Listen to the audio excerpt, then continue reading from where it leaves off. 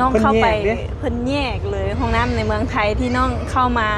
แต่นับแต่นั่งรถเข้ามาแล้วนะมีห้องน้ำหญิงห้องน้ำชายว่าเอ้าน้องก็คือมาดีแท้ว่ะบ้านเพิ่นแบบต้องแยกจำแนกอันนี้เพศหญิงอันนี้เพศชายเลิศค่อยอุ้มใจแล้วอุ้มใจอีกแล้วอุ้มใจมื้อนี้สิฟาดผ้าน้องน้องท้องไทยไปนั่งรถไฟฟ้าใต้ดินดิ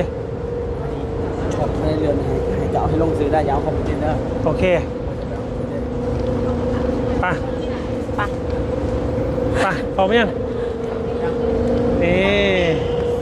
ไปหยุดท่าก่อนอย่าเสียงดังเลยน้องเด้อหยุดท่าก่อนเหยียบตัวใดก่อนไปตกใจเลยลงมาเลยตกใจน้องมีพี่ไปห้องน้ำมาเป็นยังไงน้องมีเรื่องใช่ไหมว่าสุพรรณไปห้องน้ำบ่แบบว่าเข้าไปเลยเฮ็ดเองทุกอย่างเลยน้องตกใจว่า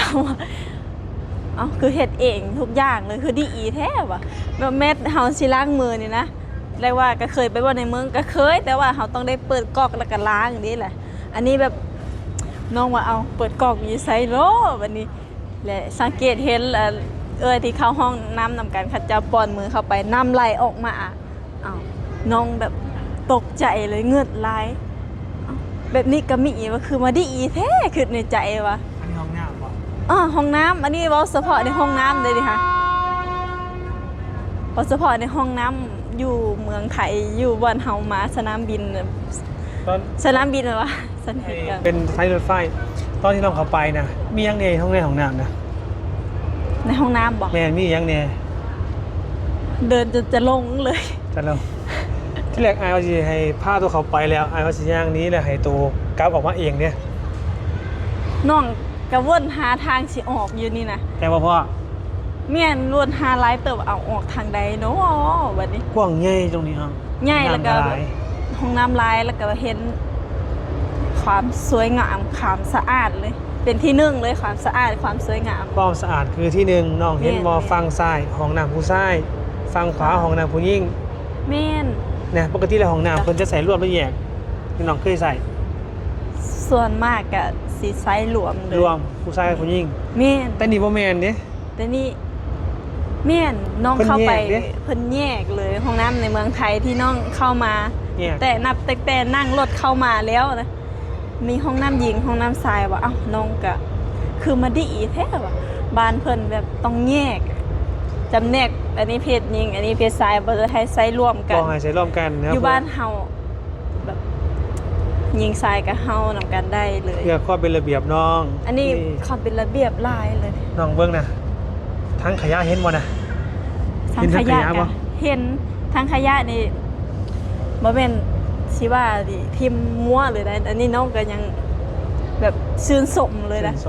ชื่นชมเลยอันนี้คือความในใจจริงๆแบบไม่เคยเห็นคือที่อ้ายนะบ่เขาไปทายด้านในก็ที่ว่าแบบว่าเป็นระเบียบแล้วเป็นระเบียบที่เฮาอาจจะบ่ไปล่วงเกินด้านในแม่นอ้ายก็เลยทาย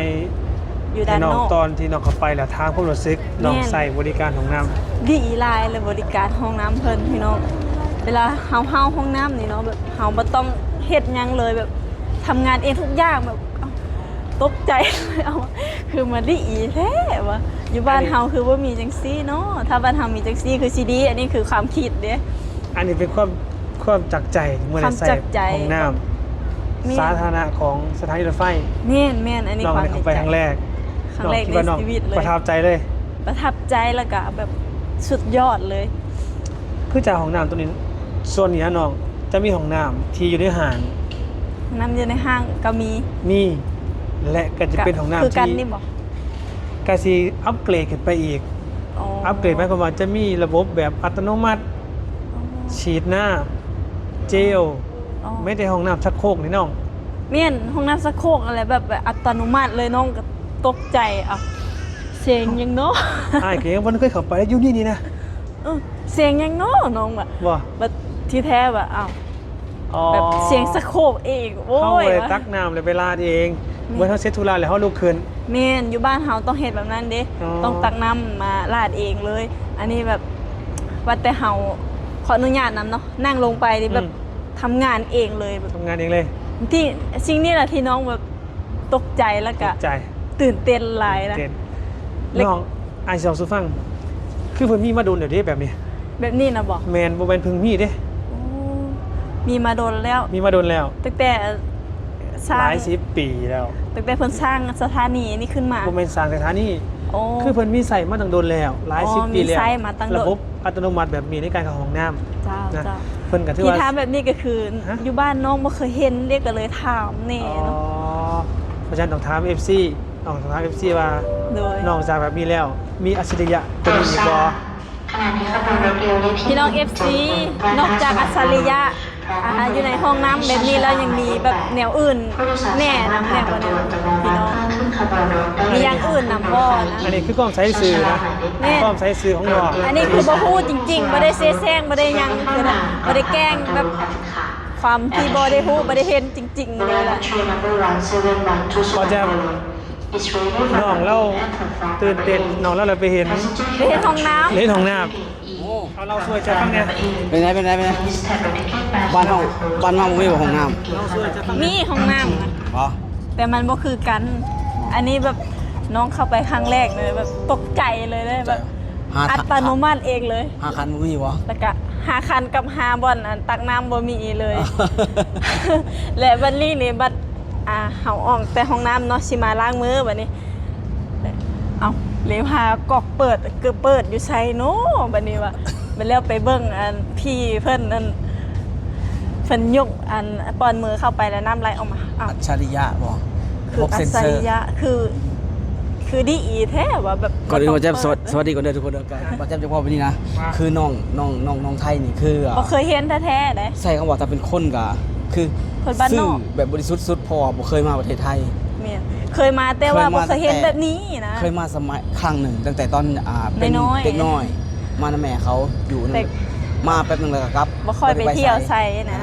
มื้อนี้เป็นโอกาสที่ได้มาสัมผัสความเขาเองทันสมัยของประเทศไทยเนาะ แม่นมื้อนี้มีโอกาสแล้วก็ขอบใจไอแจ๊บแล้วก็ไอโบหลายๆเด้อที่พาน้องมาเห็นสถานที่ที่สวยงามแล้วก็แบบมีเครื่องอัจฉริยะหลายเลยสิ่งที่บ่เคยเห็นพี่น้อง เอาง่ายๆมาทุกอย่างมันต้องแปลกตาเข้าไปเบิดอ่ะ แปลกตาไปเบิด ต้อง เลย กราบขอโทษนะทุกคนถ้าน้องหาแสดงหยังก็แล้วแต่ที่มันอาจจะเห็นให้กระตกกระตากหยังก็แล้วแต่ แบบบ่ได้ น้อง เซแซงอันนี้คือความ น้อง บ่ได้เห็น น้องบ่ฮู้น้องบ่เคยเห็นเนาะบางอย่างน้อง สิว่า น้อง ซาบานอก มั ก็แม่น มันแปลกใจ เออ มันก็ตกใจ มันก็ตะลึงมันบอกเหมื่อนกับบอกแจ๊บขนาดบอกแจ๊บเองมาอยู่ประเทศไทยนะ การที่เขาไม่ได้ออกไปไสเขาอยู่ในโรงงานนี่เขาออกไปเห็นโลกภายนอกนะ แต่พอวันหนึ่งอ่ะเขามาเจอมาสัมผัสอยังแบบนี้เขาก็อุ้ยแปลกใจเหมือนกันนะเฮ้ยโลกสมัยนี้ไปขนาดนี้เลยบอก แม่น มันก้าวขนาดนี้เลยบอก ว่า อันนี้น้องอยู่แต่ประเทศลาวต้องยอมรับประเทศลาวยังไม่พอนะอยู่บ้านนอกอีก แม่นอยู่แต่บ้านนอกไป สงสัย ชีวิตประจำวัน ขอโทษน้องได้อย่าไปย่อยๆน้องเลยขอโทษน้องเด้เพราะว่ามันนอกขอโทษน้องก่อน บ่เป็นหยังกับบ้านนอกคือกันบ้านนอก มั คื น อกัน มันมาในทางเดียวกันมันบ้านนอกคือกันกับซิลิฮูอ่ะจริงๆอ่ะเข้าใจอารมณ์เขาเลยนะ แม่ พอบอกแจ๊บเองก็เป็นแบบนั้นคือกัน แบบว่าเห็นหยังก็คือแบบแปลกตาไปว่าแบบว่าในบ้านเฮาบ่มีเด้บ้านเฮาก็มีแต่ขี้ดินขี้ตมขี้โคลนเนาะว่าขอโทษนะ เดี๋ยวสิพาไปนั่งรถไฟไปมาที่นี่ไฟบนดิน ไปนั่งรถไฟอีก ให้น้องซี่ให้พวกเนี้ยซี่ให้พวกนั้นเนี่ยเอามาเรียงเอาซี่ไปเดี๋ยวบอกไปซี่ไปน้องเอาซี่ไปอันไหนวะตอนนี้ ว้า โอเควันนั้นไปมาจัดไปไปใต้ดินไปนำไป เดินทาง ไปเดี๋ยวอาจจะพาไปนั่งรถไฟฟ้าใต้ดินเด้อ ดู มาสัมผัสนะฮะต้อง ต้องมาให้คุ้ม โด ต้อง ย มาให้คุ้มเนี่ยเก็บเกี่ยวประสบการณ์เนี่ยเพื่อจะไปเล่าสู่หมู่อยู่บ้านฟังเนาะน้องเนาะ ค่ะแม่นค่ะ ว่าได้เห็นอีหยังแน่เห็นห้องน้ำที่อัจฉริยะ แม่น มื้อนี้น้ำรถไฟฟ้า ตู้ มุดดิน ส่งอันนะตู้ส่งน้ำ ตู้ส่งน้ำ รถไฟฟ้าอีกบัดนี้ รถไฟฟ้าอีกไปน้อง โอกาสที่ดีเลยสิได้มาเห็นพี่น้อง ไป ไป